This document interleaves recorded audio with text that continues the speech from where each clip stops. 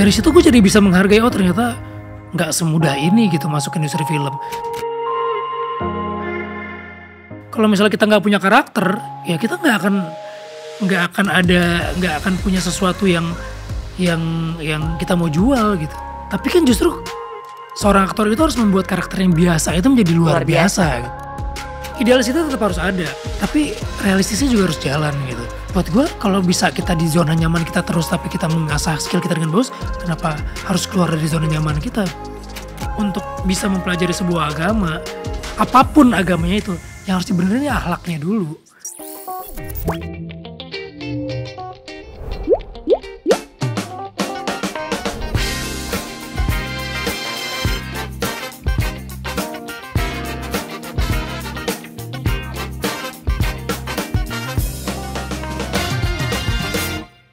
Selamat datang kembali di Ngobrol Sore Semuanya bersama gue Putri Tanjung. Senang banget karena hari ini kita akan ngobrol sama aktor hebat Indonesia. Mari kita sambut bersama Vino Gebastian. Halo.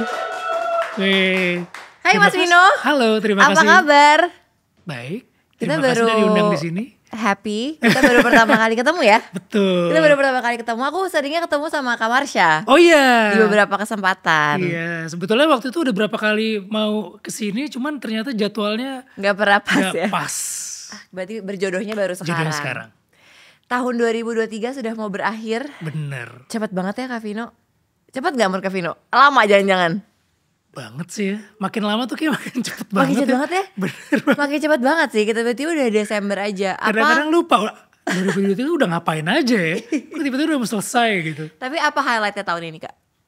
Sebetulnya banyak banget sebetulnya yang kalau untuk kerjaan di film banyak banget tahun ini proyek-proyek yang tertunda itu keluar. Iya. Keluar di apa namanya di tahun sekarang gitu.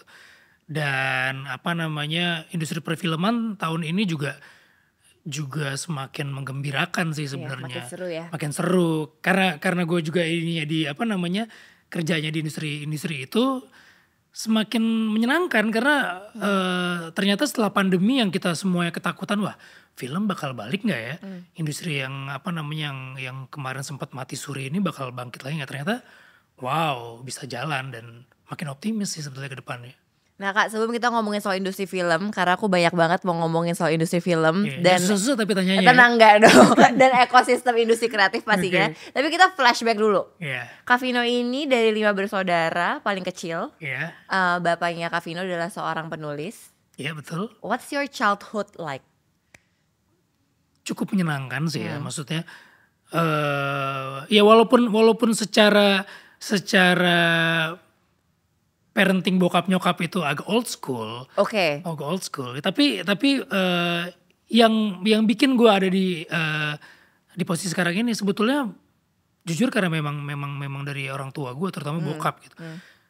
Bokap tuh sering banget ngajak gue nonton ke bioskop. Dulu gue tinggal di daerah Salemba, Matraman, ada bioskop namanya Rivoli. Oke. Nah, hampir setiap weekend itu kita nonton ke sana karena bokap tuh suka nonton film cowboy, suka nonton film kungfu. Karena dia juga penulis buku silat gitu kan. Jadinya secara nggak langsung itu yang gue bawa sampai sekarang gitu. Seru ya kayaknya bisa berganti-ganti peran di apa namanya di setiap film. Sekarang dia bisa jadi penjahat, besok dia juga bisa jadi jagoan gitu. Terus masa kecil gue itu dipenuhi dengan apa ya? Kita sering banget traveling gitu. Kayak bokap itu kan dulu juga jurnalis. Jadi dia sering ya mungkin kerja keluar kota kemana tapi keluarga dibawa terutama anak yang paling bontot 2 gitu. Ketika dia misalnya mau riset kemana dia mau misalnya kita diajak ke Borobudur misalnya kita jalan-jalan di sana tapi beliau tuh meriset gitu tentang gimana sih sejarah Jawa kuno pada saat itu. Menurut gue sangat menyenangkan dan sangat menginspirasi hidup gue sekarang gitu. Kalau tadi Kak Vino bilang old school. Old school itu apa tuh Kak? Tertib kah? Old schoolnya gini, yang paling gampang adalah ketika anak perempuan harus kuliahnya atau pendidikannya itu ya sosial misalnya. Laki-laki tuh harus teknik. Oh oke. Harus kayak gitu. Dan walaupun bokap gue juga ada apa namanya dia seorang seniman, tapi untuk urusan edukasi atau apa dia harus nomor 1 gitu.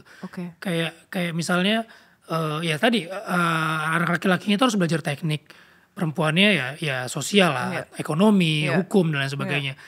Tapi di sisi lain, dulu kan sebelum masuk ke film kan gue juga ngeband gitu kan. Kayak alat-alat musik atau alat-alat itu beliau yang support. Tapi di sisi lain, ya lo harus tahu membagi waktu. Kapan lo sekolah, kapan lo harus masuk ke seninya itu gitu. Hal itu yang dulu sangat yang suka bentrok sama bokap tuh itu sebenarnya. Tapi ya gimana pun juga kalau gue nggak punya orang tua kayak gitu mungkin gue nggak akan ada di sini gitu. Karena kan inspirasi kalau orang bilang juga buah jatuh nggak jauh dari pohonnya ya memang bener sih ya. Aku selalu percaya karena kita tuh pasti terbentuk dari memang orang tua sih, dari keluarga kita kan, lingkungan paling dekat. Bener, walaupun dia nggak lo harus jadi ini, lo harus jadi itu, enggak sih. Tapi mungkin secara darahnya ngalir ke situ, jiwanya, dan yang kita lihat setiap hari seperti itu, ya otomatis hal itu yang paling dekat dengan kita gitu. Tapi cita-cita Kak Vino dari kecil emang mau jadi pemain film, mau masuk di industri kreatif, atau waktu itu cita-citanya apa Kak? Dulu pengen jadi pilot. Dulu pengen jadi pilot gitu. Pengen jadi pilot. Kenapa jadi pilot? Karena memang seneng aja gitu ngelihat apa namanya, lagi-lagi dari film ya. Kalau misalnya kita ngelihat bumi dari atas tuh kayak menyenangkan. Terus kayaknya bisa ngajak keluarga kita tuh pindah dari satu titik ke titik lain tuh dengan cepat. Gambar anak-anak lah, gambar anak-anak. Tapi setelah itu berganti lagi pengennya jadi musisi. Karena ya itu tadi misalnya ketika tadi gue bilang misalnya kita traveling ke keluar kota gitu. Di mobil itu selalu diputerin musik-musik Ghost Plus, kayak apa musik-musik legend, Elvis, Beatles. Kan secara nggak langsung apa namanya, gue pengen deh jadi musisi kayak gini gitu. Kayaknya hidupnya tuh menyenangkan gitu. Setiap hari membuat lagu, manggung sana sini, traveling kemana-mana gitu. Kayaknya hidupnya seru. Sempat ngeband juga walaupun nggak begitu lama. Dan cukup menikmati karena suasana anak-anak di orang-orang di industri itu tuh menyenangkan. Terus pindah ke film ternyata sama menyenangkannya walaupun di genre atau di bidang yang beda gitu. Jadi merasa nyaman aja sih. Nah Kak Vino, aku penasaran. Tadi Kak Vino bilang kan dari kecil tuh sebenarnya film tuh udah mempengaruhi Kak Vino banget. Dari kecil banget. Tapi waktu itu titik apa, momen apa yang membuat Kak Vino tahu bahwa gue mau jadi aktor? Ada gak, inget gak momen spesifik memorinya? Momen spesifiknya apa ya? Dulu sih waktu urutannya gini, selesai ngeband ditawarin syuting video klip. Terus masuk ke film. Nah dari syuting video klip itu sebetulnya yang pertama kali gue dapat itu ya karena gue bisa dapat duit sendiri, bisa beli alat-alat musik. Jadi bukan mau jadi aktornya dulu, masih lebih kayak gue kerja ini cepet dapat duit, bisa beli alat musik, bisa ngeband, bisa punya studio gitu kan. Tapi begitu gue masuk ke film, ternyata nggak semudah itu gitu. Masuk ke film ada yang namanya kita workshop, dan workshop itu ternyata nggak segampang itu gitu. Digembleng sama acting coach yang lumayan keras gitu. Dari situ gue jadi bisa menghargai ternyata nggak semudah ini gitu masuk ke industri film. Dan begitu ngelihat hasil produksinya, gue nonton film gue pertama kali, ternyata banyak apresiasi yang luar biasa juga gitu yang gue dapat di sini. Itu yang jadi gue kayaknya apa yang dulu gue tonton ini kayaknya gue cukup sayang nih dengan pekerjaan gue ini.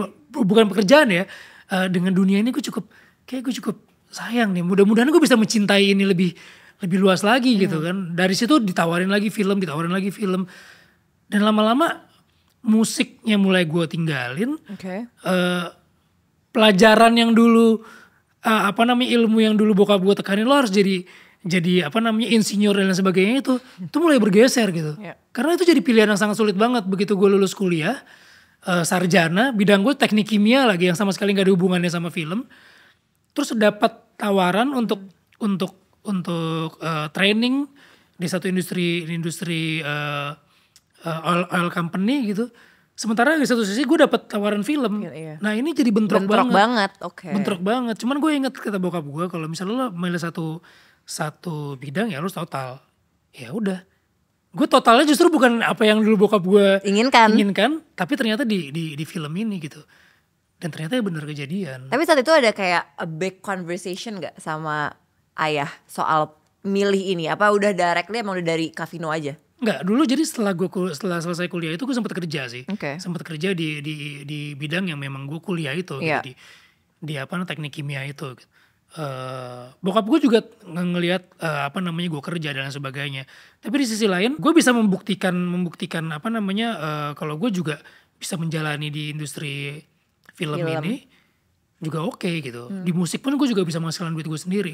Nah ternyata bokap gue tuh nggak seperti orang tua yang dulu yang gue pikir lo harus kerja di sini. Ternyata mungkin very lucky. Pendidikannya memang lo udah jalanin sesuai kemauan gue. Nanti lo mau jadi apa ya itu terserah lo. Oh ternyata maksud bokap gue itu seperti ini gitu. Dan ternyata apa yang gue jalanin selama pendidikan gue itu merubah atau membuat pola pikir gue di industri film ini jadi beda. Misalnya kayak menarik. Kalau teman-teman gue yang sekolah film ketika dia mendapatkan sebuah skrip, mendapat sebuah peran, dia akan punya metode yang beda. Betul. Tapi karena gue dari orang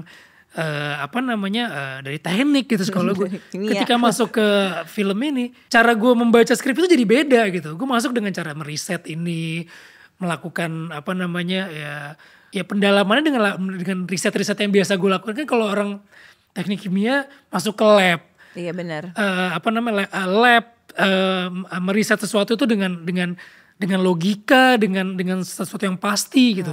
Nah gue masuknya jadi kayak gitu. Menarik. Secara gak langsung tuh jadi menolong gue untuk menjadi aktor, tapi dengan cara gue sendiri. Iya dengan cara yang beda gitu. Menarik. Kak tapi aku penasaran, waktu awal masuk ke industri perfilman sama sekarang beda banget dong. Beda sih. Beda banget. Apa perbedaan yang paling kerasa banget? Kalau dulu tuh gak pernah ditanya followersnya berapa gitu.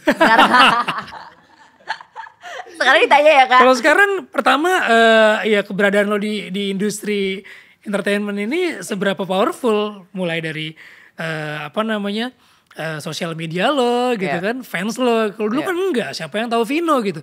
Casting pun setelah lulus pun reading film aja tuh bisa sampai bisa lebih dari sebulan gitu. Bahkan dulu ada yang namanya karantina gitu. Jadi kita diinepin di sebuah tempat selama sebulan, gak boleh kemana-mana, cuma untuk membaca skrip, memperdalam acting gitu.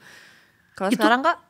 Kalau sekarang ya mungkin tetap mungkin ada yang seperti itu, tapi mungkin waktunya gak selama itu. Ada juga yang mungkin lebih instan, ya tergantung kebutuhan dan tergantung filmmakernya. Mungkin kalau filmmaker yang mungkin memang dia berprosesnya seperti itu, masih ada lah hal yang seperti itu. Tapi kalau misalnya film ini tujuan kita memang purely komersil, ya mungkin nggak perlu sampai pendalaman seperti itu gitu.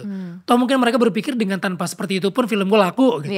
Iya kan? Dan film yang udah dibangun atau mungkin dipersiapkan berbulan-bulan dengan acting coach yang luar biasa, toh dapatnya juga segini. Jadi masing-masing orang punya pemikiran, punya goalnya masing-masing gitu. Dan gak salah juga kan Kak? Gak salah juga. Jadi bukan berarti yang dulu lebih hebat dari sekarang ataupun yang sekarang lebih ini, enggak sih. Kalau secara Kak Vino pribadi sebagai aktor gitu ya, seberapa penting sih Kak idealis itu selalu dibawa saat memerankan peran-peran? Penting idealisme dong. Idealis itu penting, karena kalau misalnya kita gak punya idealis, ya kita gak tahu posisi kita ada di mana gitu. Kayak misalnya setiap aktor harus punya karakter yang dia bawa gitu. Misalnya gini, dapat peran A, mungkin beda aktor, beda lagi cara menginterpretasikan si karakter itu gitu kan. Nah kalau misalnya kita nggak punya karakter, ya kita nggak akan punya sesuatu yang kita mau jual gitu. Kalau kita segala sesuatu yang kita tawarin itu cuman ngikutin A, B, C, tapi kita nggak menawarkan sesuatu yang beda dari acting kita gitu, yang punya watermarknya gitu. Mungkin kalau misalnya Vino bukan yang main ini ya mungkin akan beda lagi gitu. Tapi karena Vino yang mainin ini ya punya sesuatu yang khas gitu di karakter itu gitu. Kalau secara storyline film Kak, ada gak sih batasan-batasan kalau yang kayak gini gue gak mau main karena ini gak sesuai sama idealisme gue gitu misalkan. Atau bebas apapun dimainin? Kalau gue bebas. Karena gini, ada karakter yang sebenarnya biasa aja sih. Tapi kan justru seorang aktor itu harus membuat karakter yang biasa itu menjadi luar biasa. Itu tantangan sendiri ya? Iya, jadi kebetulan gue sendiri juga bukan orang yang sangat kompetitif gitu. Ini gak tahu ya, ini sesuatu yang buruk atau baik. Kompetitif itu dalam arti gini, gue harus dapetin karakter yang beda banget.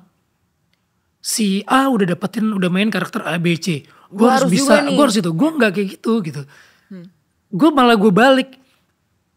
Apa aja deh karakternya. Gue coba berusaha untuk menjadi karakternya. Mungkin karakter itu gak spesial di skrip itu. Gue coba berusaha untuk menjadi spesial. Gue akan berusaha untuk membuat karakter itu menjadi stand out. Yeah. Di apa namanya, di story itu gitu. Gue lebih seneng yang kayak gitu sih. Jadi gue gak pernah milih, oh ini ceritanya, ya pasti cerita mempengaruhi lah ya. Tapi maksudnya gue gak, karakter kayak gini ya. Juga coba ngobrol sama saudaranya. Mungkin saudaranya punya pendapat lain terhadap karakter ini. Tapi gimana pun juga gue mengambil tanggung jawab itu, buat gue tuh justru tantangannya di situ. Challenge-nya di situ. Malah kalau karakter yang biasa-biasa aja malah makin ada tantangan gak sih Kak? Untuk jadinya bikinnya harus luar biasa gitu kan. Apalagi kalau misalnya karakternya apa? Biasa aja. Jadi orang biasa aja. Itu kan lebih susah dibanding kayak karakternya lo harus jadi orang psikopat yang kayak gini. Oh itu lebih spesifik gitu. Tapi kalau misalnya ya biasa aja, natural aja. Gimana ya? Sekarang paling susah misalnya kayak yaudah lo main jadi Vino aja ya, gak bisa, susah gitu. Nah hal-hal kayak gitu yang menurut gue jadi tantangan yang lebih challenging gitu. Tadi Kak Vino bilang kan Kak Vino orangnya gak kompetitif kan? Iya. Tapi maksudnya di industri ini yang sangat kompetitif ya Kak. Dan berarti di industri kreatif lah gitu. Banyak banget aktor baru berdatangan. Tadi juga social media play a huge part. Presence-nya juga play a huge part. Gimana caranya Kak Vino tetap sustainable di bisnis ini, di industri ini? Harus balance antara idealisnya sama pragmatisnya ya. Kalau misalnya kita mau idealis terus, orang lain, kita harus ingat orang lain juga punya idealis juga. Betul. Kalau idealis sama idealis ketemu nggak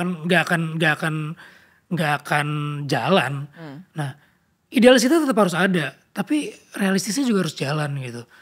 Misalnya ya lo nggak bisa kalau misalnya membuat film idealis, lo bikin aja film lo sendiri.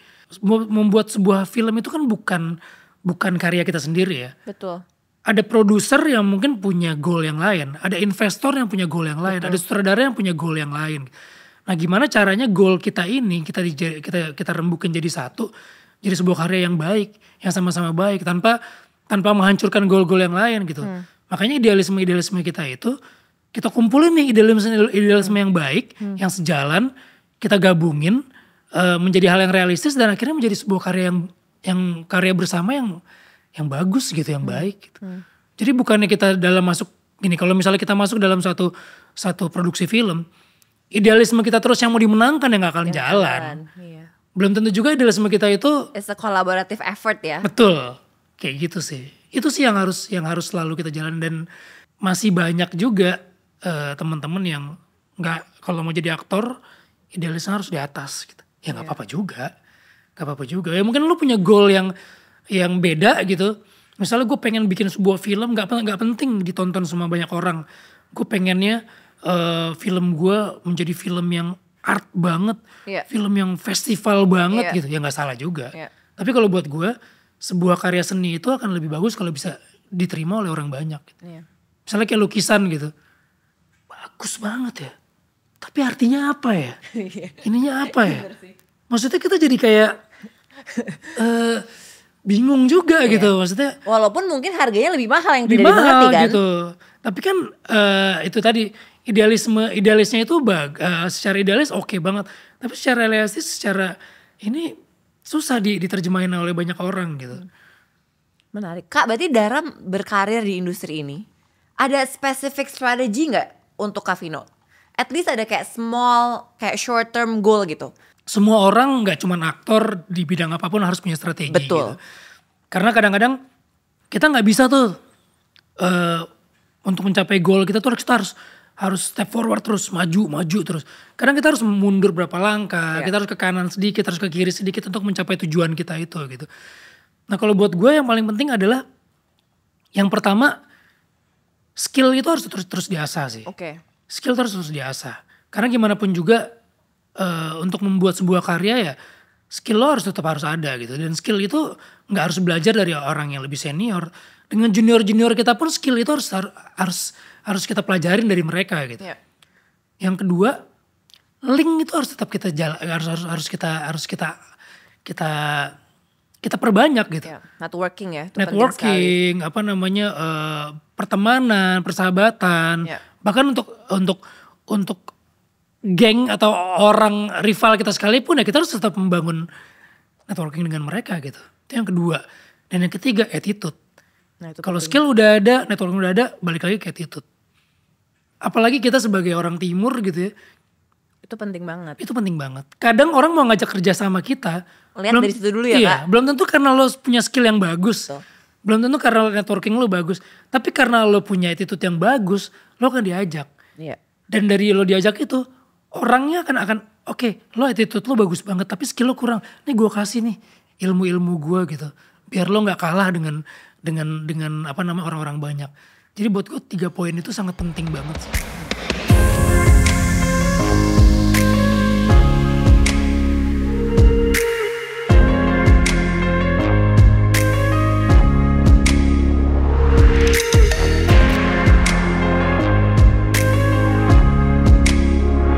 Kak, berarti sebenarnya itu tadi leads to my second question. Aku tuh penasaran sebenarnya parameter good actor buat Kak Vino tuh berarti itu tadi ya?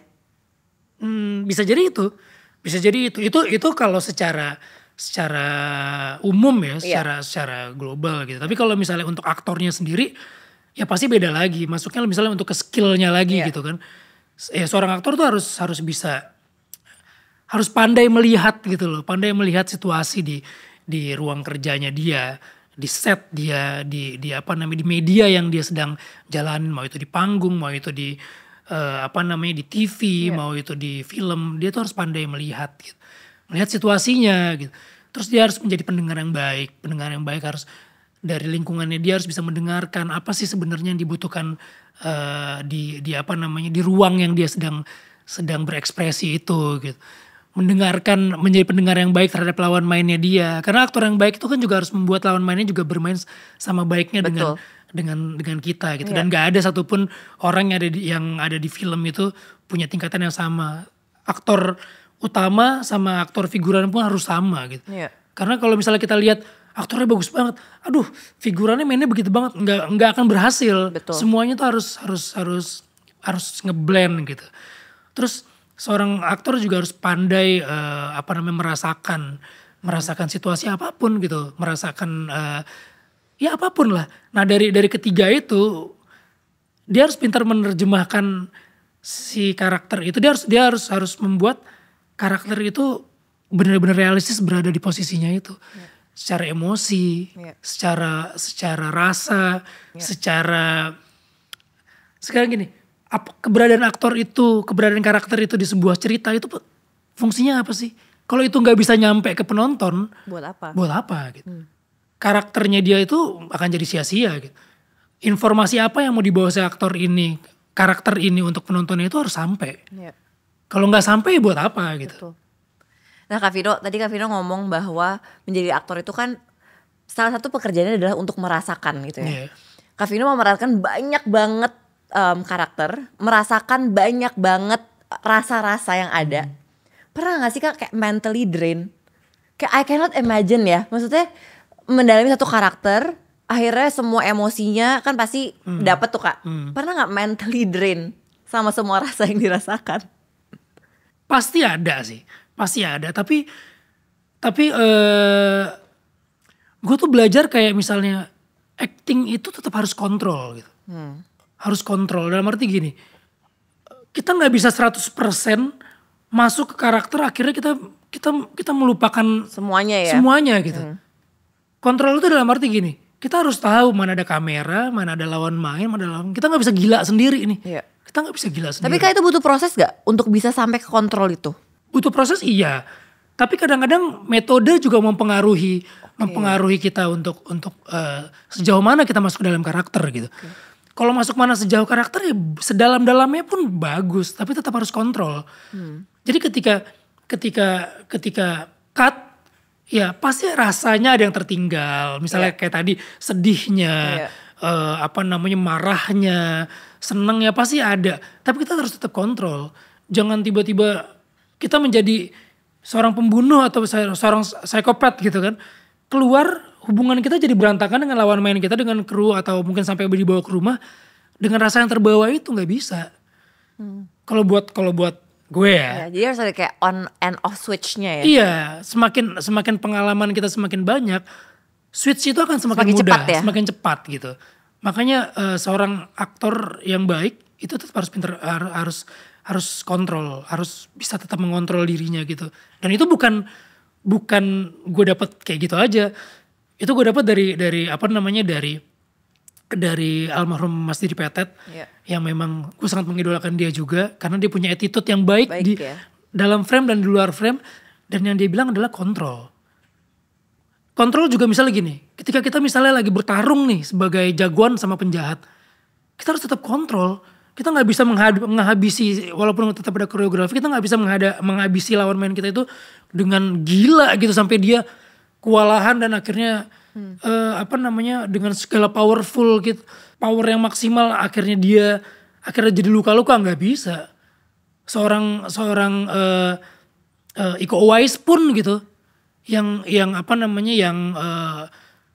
silatnya luar biasa, Kang Yayan Ruhian, dia tetap kontrol. Gitu. Gue tanya lu gimana cara untuk ini? Gue kontrol. Kalau misalnya gue di pertandingan, gue akan habisin lawan gue. Tapi kalau di film, gue harus kontrol. Nah, itu salah satu contoh gitu. Termasuk untuk yang lainnya. Gitu kan. Misalnya gini, kita lagi acting nih. Kita tahu line kita ini. Tapi kita tahu lawan main kita lagi mau improve sesuatu yang itu bagus untuk karakter dia. Bagus untuk karakter dia. Kita harus kontrol. Gak bisa kita habisin terus dia. Itu sama juga matiin lawan main kita gitu. Betul. Kita harus kontrol gitu.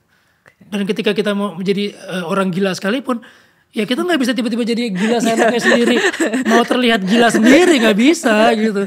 Harus kontrol. Begitu pula kalau misalnya kita keluar dari set, kembali ke keluarga kita, ya kita harus kontrol. Itu pekerjaan kita, walaupun kita cinta setengah mati dengan pekerjaan kita, kita harus kontrol. Ketemu keluarga, ketemu anak ya, orang tua ya kita harus kontrol. Oke, jadi itu ya Kak kuncinya adalah kontrol. Tapi itu berproses kan? Berproses. Iya. Karena aku kayak kalau misalkan ngeliat kayak gitu, aku kayak bingung gitu, ini gimana ya caranya? Pasti emotionally drain sih. Pasti.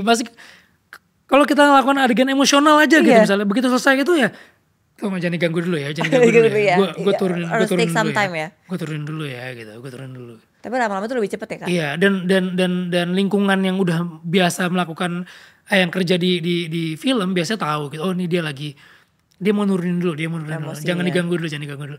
Apalagi kalau misalnya dia mau ketika satu take sutradara masih belum puas mau lakukan take kedua lagi, biasanya sutradara akan bilang jangan diganggu dulu.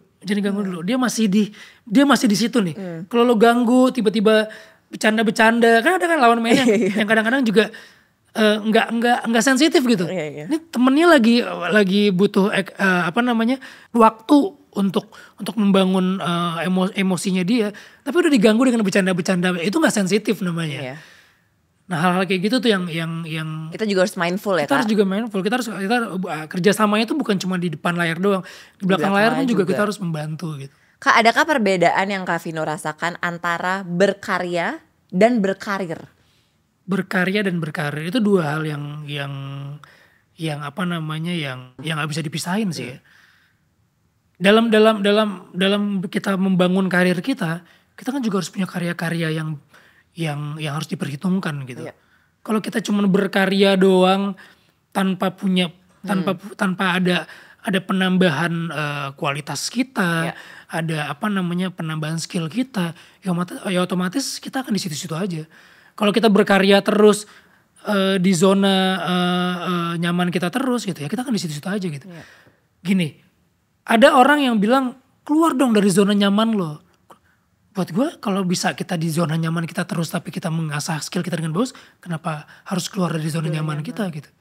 Dulu kan orang berpikir keluar dari zona nyaman lo untuk bisa Kalau lo bisa terus di zona nyaman lo, tapi lo bisa mengasah skill lo, lo bisa dan dari situ karir lo terus terus meningkat gitu. Kenapa harus keluar dari zona nyaman lo gitu? Kalau lo harus keluar dari zona nyaman lo dan menghancurkan diri lo sendiri dan menghancurkan orang lain, ngapain? Pernah nggak Kak Vino keluar dari zona nyaman dan akhirnya ternyata enggak deh gitu? Enggak. Iya. Gue maksudnya ya lo kenapa lo nggak punya nyali? Enggak, gue bukan nggak punya nyali untuk keluar dari zona nyaman gue. Karena menurut gue Tuhan menciptakan kita dengan porsi masing-masing gitu kan. Misalnya Vino dengan skill dan ini yang udah dikasih sama Tuhan segitu. Caranya kita bersyukur, kita asah terus gitu. Betul. Kita asah terus. Kita keluar dari zona nyaman kita dengan berkolaborasi, oke banget. Tapi kalau kita keluar dari zona nyaman kita cuma untuk membuktikan bahwa kita bisa membuktikan pada orang, ngapain? Capek gitu. Capek gitu. Toh kita tujuan kita keluar dari zona nyaman kita juga gini. Kalau kita keluar dari zona nyaman kita untuk melatih, jangan-jangan gue punya skill di situ nih. Silakan. Tapi kalau cuma untuk membuktikan kepada netizen, untuk membuktikan kepada orang-orang yang vokal terhadap lo, ngapain? Belum tentu kritikan-kritikan yang ditujuin ke lo itu pure untuk membangun lo. Kadang-kadang kritikan itu juga cuma untuk menjatuhkan lo kok. Betul. Gitu. Tapi Kak Vino pernah gak ada di momen dimana kritik-kritikan itu lumayan ngena dan akhirnya you did something about it? Pernah gak? Atau kayak pengen membuktikan diri karena omongan orang tuh pernah ada di fase itu? Oh iya gitu, dari awal karena memang gue bukan dari sekolah aktor, sekolah apa gitu. Seorang aktor itu kan dituntut harus punya skill yang semua panca inderanya itu harus jalan gitu kan. Termasuk vokal. Vokal itu apalagi seorang aktor gitu harus jelas, harus apa. Dulu tuh gue punya masalah di artikulasi dan memang karakter suara gue seperti ini. Itu waktu awal-awal ya banyak banget ya kayaknya lo nggak cocok di sini gitu. Tipe suara lo bukan tipe aktor tuh harus ngebas, harus punya proyeksi vokal yang ruang gitu, harus tebel gitu. Gue sempat berpikir gitu, apa iya ya seorang aktor harus kayak gitu. Sampai gue ketemu sama seorang yang tadi gue bilang beberapa aktor, beberapa guru vokal yang luar biasa. Dia pikir loh kenapa harus didengerin gitu. Justru itu yang membedakan lo dengan yang lain gitu. Betul. Justru seorang almarhum Didi Petet pernah bilang kayak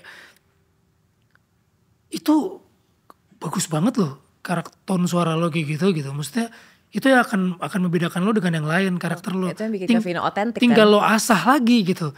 Tetap harus diasah gitu kan, tetap harus diasah. Masalah artikulasi itu bukan masalah jadi jenis vokal lo. Masalah artikulasi itu harus dilatih gitu. Jadi mungkin ketika tipe suara lo seperti ini artikulasi lo akan lebih sulit nih. Tapi jangan lo rubah karakter vokal lo. Yang lo rubah adalah artikulasi lo harus lo benerin. Jadi ternyata menurut gue, oh iya, yang dulu-dulu itu hanya masukan-masukan untuk menjatuhkan gue mungkin aja gitu kan. Nah itu yang bikin gue jadi, oh iya ya. Justru gue harus bersyukur dengan punya perbedaan-perbedaan ini. Betul. Dan tiap aktor pun punya itu sebenarnya. Punya potensi-potensi yang beda itu justru yang harus mereka asah terus. Padahal itu yang membuat mereka otentik. Iya. Tapi itu menarik sih Kak Vino karena kan gue juga lumayan dulu tuh gue sangat mendengarkan kata netizen. Gue sangat mendengarkan kata netizen sampai gue berasa apapun yang diomongin netizen tuh gue, kayak itu gue deh. Ini tuh gue gitu. Seolah-olah mereka lebih tahu dari kita sendiri. Nah makanya di situ akhirnya gue masuk ke journey di mana gue melakukan semuanya itu buat orang lain. Iya. Jadi untuk pembuktian diri itu capeknya, capek banget, hasilnya juga nggak ada hasilnya. Tapi semua orang pasti mengalami fase itu sih. Semua orang pasti nggak mungkin tiba-tiba orang datang ke dunia apapun dengan wise. Nggak usah di apa namanya di entertainment ya.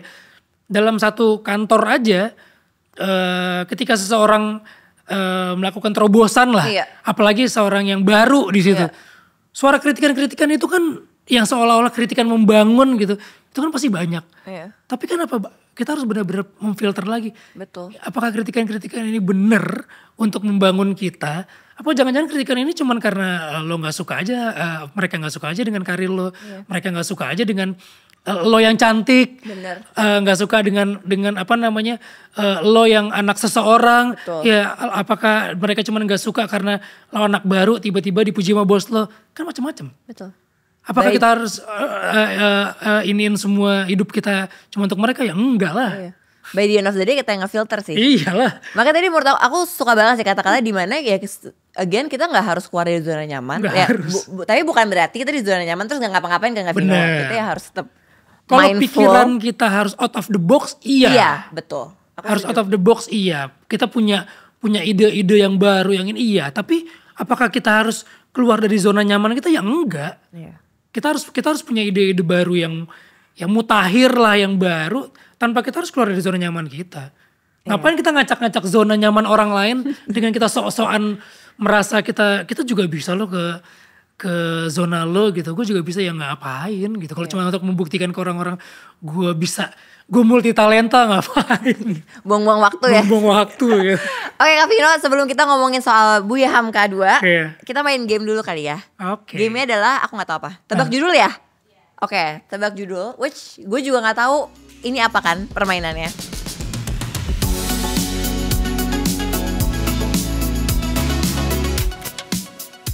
Oke Her, hitung. Gue tahu nih. Gue kurang beruntung nih kalau Oke. kayak gini-gini nih. Coba ya. Oke. La La Land. Tahu gak kenapa? Oke. Piano, terus itu City of Stars kan? Tahu nggak? Gue tuh masih mencoba nyambung piani. Oh. Ohnya lalalan. Ya Ini oke. clue aja. Oke. Jangan terlalu out of the box Kak. Waduh. Apa Kak Vino? Hmm, Ini jam. Ticking. Jam ada. Heartbreak.com? Bukan. Film Indonesia luar. Time. Ada time ya. Time will heal. Time will kill. Time Eh, masa lalu. Back to the future. Oh, bukan. Clue film ya, genre. Romance. Ada 3 aktor di sini. Latarnya ada di 2 negara. Ada masa kecil sama Itu clue-nya udah terlalu detail loh. Past life. Oke, next. Pursuit of Happiness. Miracle in Cell Number 7. Kebetulan gue remake Nonton filmnya. dulu ya. Oke. Itu yang terakhir gambar apa sih? Parasite. Oh iya. Laskar Pelangi. Ini lumayan jago gue. Gue tuh masih mikir ini film dari luar negeri loh.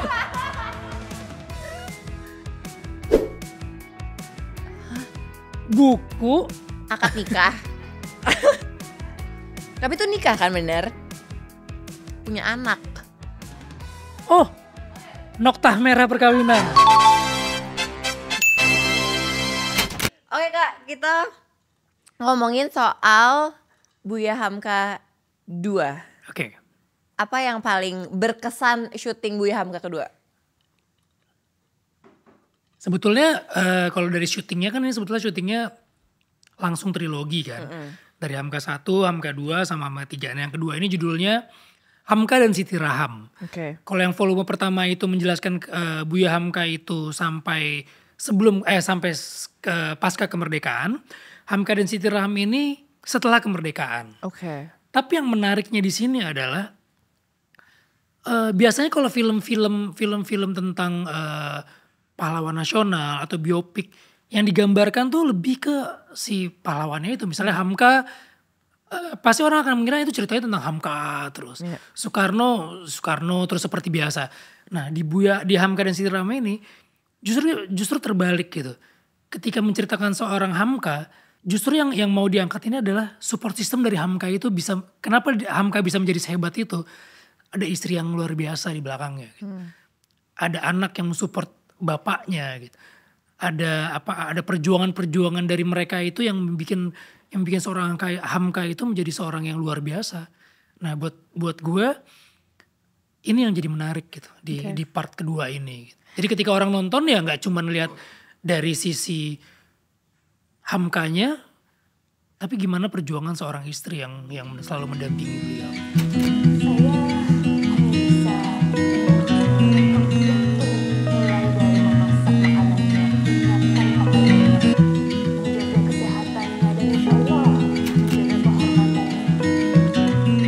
Katanya pembuatan Buya Hamka pertama itu memerlukan 9 tahun, bener gak? 9 tahun mungkin dari awal ini tercetus, terus pembuatan skrip, terus dari riset gitu, itu sampai 9 tahun mungkin.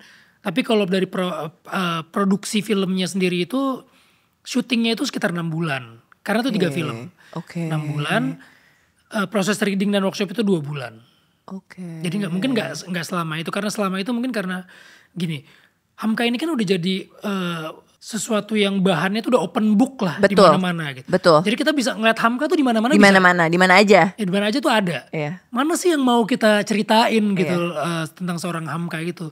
Dan banyak banget orang yang tahu karya-karyanya Hamka, tapi nggak tahu ini ternyata karyanya Hamka. Yeah. Misalnya kayak Tenggelamnya Kapal Van der Wijk. Udah dibikin film, bukunya udah sukses. Banyak yang gak tahu. Taunya ini karya sutradara film gitu kan. Tapi ternyata ini adalah dalam karya seorang Hamka. Gitu. Terus banyak banget sekarang, kan zamannya quotes kan. Meme atau apa gitu. Jadi semuanya tuh udah banyak, wah ini bagus banget, kata-katanya bagus banget. Ternyata itu dari seorang Hamka gitu. Hal-hal kayak gitu sih sebetulnya. Aku tuh lumayan tahu soal Buya Hamka tuh karena bapakku. Karena bapakku tuh a big fan of him gitu.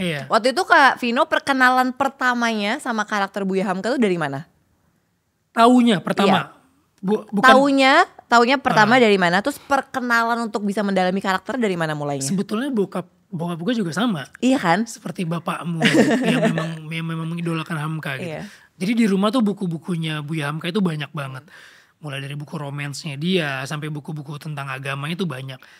Tapi yang gue baca ya cuma buku-buku romansnya aja sih. Maksudnya kayak Di Bawah Lingkungan Ka'bah, buku-buku Tenggelamnya Kapal Van der Wijk. Nggak masuk sampai ke buku-buku agama. Taunya seperti itu. Taunya cuma itu. Nah begitu ditawarin film Buya Hamka, baca skripnya, ternyata Buya Hamka seluar biasa ini gitu. Beliau bukan cuma seorang pahlawan nasional, bukan seorang pujangga, bukan seorang jurnalis, tapi beliau juga seorang pribadi yang hebat gitu. Seorang ayah yang hebat, seorang suami yang hebat. Tapi gimana caranya ya, masa kalau mainin biopik udah pernah, tapi ini ulama nih, ini gak main-main sih gitu. Punya santri yang banyak, punya pengikut yang luar biasa, nih gimana gitu. Yaudah deh akhirnya bawa pulang dulu, terus cerita ke nyokap.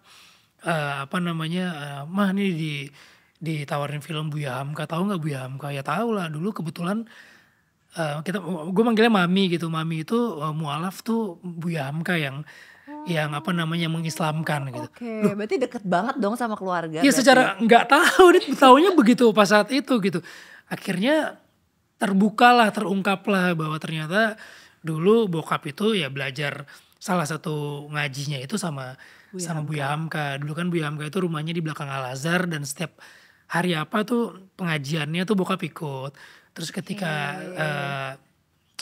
pendekatan dengan nyokap dan akhirnya akhirnya bisa mualaf itu lewat Buya Hamka juga. Ternyata ya buat gue jadi hubungannya kok jadinya tadi ya profesional jadi emosional gitu ya. Jadi deket nih. Jadi emosional gitu. Akhirnya gue mau tahu nih Buya Hamka. Tapi kayaknya gue nggak sanggup kalau baca buku-buku agama yang tebel-tebel itu tuh, kayaknya gue nggak sanggup nih, gue pengen tipis-tipis dulu. Akhirnya sama sutradaranya Fajar Bustami dikasih buku Buya Hamka yang nggak tebel, tipis. Judulnya tuh Akhlakul Karimah. Nah buku Akhlakul Karimah ini yang menariknya adalah bukan cuma bisa dibaca oleh kita yang muslim, tapi orang yang non muslim pun bisa membaca ini kayak adem gitu loh. Kayak ya untuk bisa mempelajari sebuah agama. Apapun agamanya itu, yang harus dibenerin ya akhlaknya dulu. Setuju. Pribadinya dulu gitu. Jadi akhlak tuh emang sepenting itu gitu. Ya kalau misalnya kita ngomongin tadi attitude-nya dulu dibenerin nih. Iya. Akhlaknya dulu dibenerin baru kita masuk ngomongin yang lain-lain lah. Iya. Nah, Sebelum kemana-mana benerin dulu diri kita sendiri. Iya. Sebelum kita menasihati orang lain, nasihatin diri kita sendiri. Iya. Kasarnya kayak gitu. Wah, gue suka nih. Terus seorang ulama yang toleran gitu terhadap kemajemukan kita, Iya. terhadap kebinekaan tunggalikaan kita, nggak banyak gitu. Iya. Dan ya ini gue banget nih. Akhirnya dari situ gue mulai mendalami Hamka dengan baca buku-bukunya yang lain. Gitu. Apa satu atau beberapa karakter atau value-nya Buya Hamka yang deket banget sama Kak Vino dan Kak Vino pingin banget bisa menjalankan value itu? Tadi sih sebenarnya. Yang tadi tuh ya? Tadi sih sebenarnya. Maksudnya ketika kita mau gini, hidup itu kan harus bermanfaat gitu ya. Hidup orang yang berakal itu hidup bukan cuma untuk dirinya sendiri, tapi untuk orang di sekitar kita. Betul. Kalau kita nggak bisa bermanfaat untuk masyarakat yang lebih besar, paling nggak untuk keluarga kita. Betul. Orang tua kita, kalau yang belum menikah untuk orang tua kita, untuk kakak adik kita, kalau yang udah menikah tentunya dengan istri dan anak kita gitu. Tapi untuk mencapai ke situ, paling nggak bermanfaat untuk diri kita sendiri dulu gitu. Iya.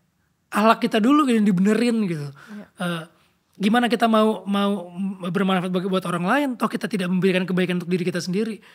Gimana kita mau ngajak orang lain masuk surga, kalau kita sendiri nggak bisa ngajak diri kita masuk surga. Sesimpel itu sih sebenarnya yang bikin gue akhirnya kayaknya ini deh gitu. Maksudnya ini salah satu yang bisa gue ambil dari seorang Buya Bisa Hamka. diterapkan gitu ya? Iya. Kalau misalkan yang ingin diterapkan dari sosok Buya Hamka sebagai ayah, ada nggak? Buya Hamka tuh seorang yang pandai dalam hal mendidik anak-anaknya. Gitu. Iya. Ketika dia mendidik seorang anak yang laki-laki, dia tuh pernah ngomong bahwa anak laki-laki itu nggak perlu dikhawatirkan gitu. Dia akan ketika dia dilepas, dia akan menemukan jalannya gitu. Terus ketika dia anak perempuan, gimana caranya seorang Buya Hamka mendidik anak-anaknya dengan kelembutan, dengan kata-kata yang baik. Itu dua hal itu buat gue tuh jadi gini ya strategi menjadi seorang bapak untuk tanpa membeda-bedakan anak perempuan mana yang laki-laki. Strateginya kalau anak perempuan tuh seperti ini, kalau anak laki-laki seperti ini gitu. Dan menjadikan seorang bapak itu bukan cuma jadi panutan, bukan cuma jadi pelindung, bukan menjadi sahabat, tapi juga menjadi seorang yang mendorong anaknya gitu. Kan kadang-kadang orang tua kayak, kamu harus seperti saya biar kamu bisa sukses. Iya. Tapi kalau Buya Hamka tuh enggak selalu begitu gitu. Kamu mau jadi apa aja, monggo silakan. Ayah yang topang di belakang. Iya. Ketika kamu salah, tenang. Nanti ayah yang akan masukin kamu ke relnya lagi. Iya. Jadi seorang anak itu bukannya takut untuk memilih pilihan hidupnya, tapi dia merasa aman. Iya. Karena ada sosok orang tua di belakangnya. Iya. Nah gue mau mencoba itu sih, walaupun masih dalam tahap belajar gitu.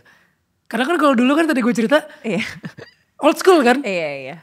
Laki-laki harus teknik, Benar. perempuan harus ini. Sosial. Walaupun gak salah juga. Iya. Tapi gue kayaknya memilihnya bukan seperti orang tua gue, walaupun tetap yang baik-baik dari situ akan gue ambil. Iya. Tapi gue mau coba yang dari belakang nih, gue menopang dari belakang nih. Iya. Ketika dia mau jalan apa, silakan. Tapi ketika dia udah mulai salah, dia udah mulai terbentur kanan kiri, gue yang ngarahin dari belakang. Lo bantuin. Gue bantuin gitu. Tapi itu yang gue belajar juga sih dari bokap gue sih. Iya. Jadi bokap gue tuh justru agak beda. Bokap gue tuh ngedidik gue kan anak perempuan nih. ah. Tapi keras banget.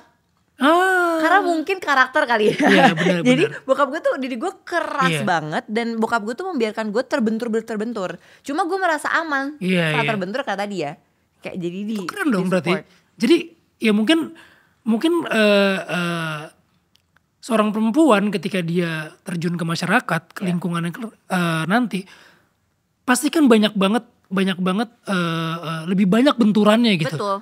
Misalnya gini, lo perempuan, lo gak akan dianggap. Iya, Lo akan betul. selalu menjadi nomor 2. Betul. Atau enggak, lo perempuan, lo akan paling enggak lo ujung-ujungnya jadi seorang ibu rumah tangga gitu. Betul. Yang akan menjadi yang apa namanya di rumah tangga lo akan menjadi nomor 2 juga gitu. Iya. Nah mungkin bokap lo nggak boleh kayak gitu gitu. Iya. Lo tetap akan menjadi hakikatnya seorang istri. Betul. Tapi lo tetap harus sama-sama kuat. Betul. Kayaknya bokap gue menyiapkan gue untuk bener-bener kayak tadi itu ya. Di Ini dunia gue mau belajar nyata. sama bokap lo juga nih kayaknya nih. Di dunia nyata karena ya stereotip perempuan dan double standard apa kan semua masih Iya. ada. Dan itu masih jauh banget dari normal gitu ya. Iya. Jadi ya itu kali ya. Tapi pastilah cara bokap lo ngomong pasti dengan lo tetap dengan Betul. kerasnya keras iya, Betul. tegas iya. Itu setuju. Betul. Dan itu yang akhirnya gue mau dengerin juga kan. Karena Iya. kalau enggak kan pasti waktu kecil juga males. Iya sih, maksud gue gini, kadang kita berpikir bahwa ya tadi gue bilang kayak bokap kita terlalu old school, terlalu ABC, nggak cocok sama anak sekarang gitu. Iya. Tapi lo percaya nggak? Dari yang nggak cocoknya itu justru menguatkan lo Betul. untuk bersaing di situasi yang sekarang. Setuju gue. Iya nggak? Setuju. Orang lain tuh akan mikir, iya bokap lo old school banget. Bahkan gue sendiri gitu. Iya. Terlalu, aduh bokap lo. Tapi begitu gue gede, secara gak langsung kan lo terpaksa dan terbiasa kan. Betul. Dan ketika lo terbiasa itu, lo justru tuh menjadi pagar-pagar lo untuk menghadapi situasi yang sekarang. Dan menurut gue tadi yang Kak Vino bilang, attitude, work ethic itu kan semua dibangun dari situ. Iya, Kalau nggak akan bisa bener. punya work ethic dan attitude yang bagus kalau dasarnya foundationnya kan Karena nggak gue baik. juga berpikir ketika sekarang gue menjadi orang tua, gue nggak tahu nanti ke depannya seperti apa. Betul. Gue nggak tahu tantangan yang dihadapi anak gue juga perempuan seperti Iya. apa. Di era yang sekarang Iya. ya, yang beda banget. Betul. Nah, gimana caranya? Apa yang gue tahu sekarang, apa yang gue tahu dari pengalaman gue, ya gue akan tanemin sebaik-baiknya. Iya. Mau nanti kondisinya seperti apa? Masa sih nggak ada yang nyantol gitu? Iya bener. Iya sih, iya. Bener. Nggak ada yang nyantol gitu. bener. Kan kita nggak mungkin menyelamatkan anak kita di kemudian hari. Belum tentu kita ada juga di sana. Iya. Belum tentu kita bisa nemani anak kita terus-terusan gitu.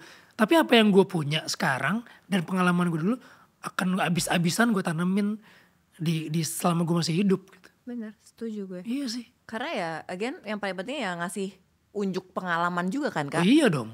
Dan bokap lo untuk sampai ke titik itu enggak segampang itu gitu. Betul. Iya kan? Betul. Seru sekali kita agak lama nih ngomongin soal. Seru ya.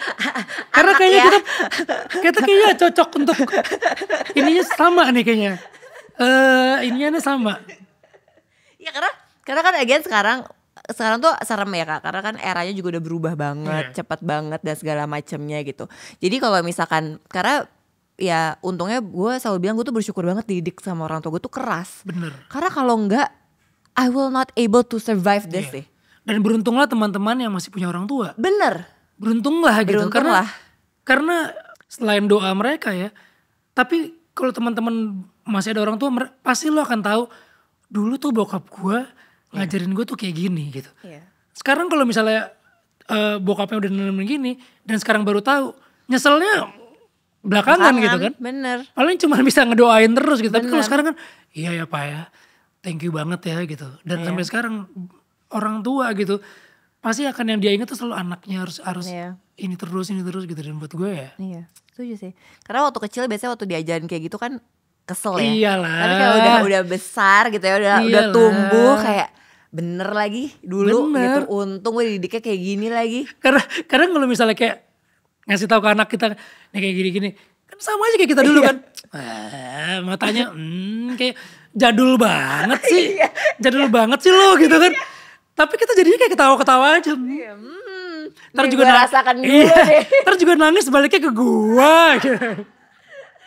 Oke Kak Vino, last and final question. Iya. Ini yang selalu gue tanya untuk semua narasumber ngobrol sore semaunya. Ya, Kalau 5 tahun lagi ya, lo nonton episode kita hari ini, ya, kan ini kan forever will be di YouTube ya. iya.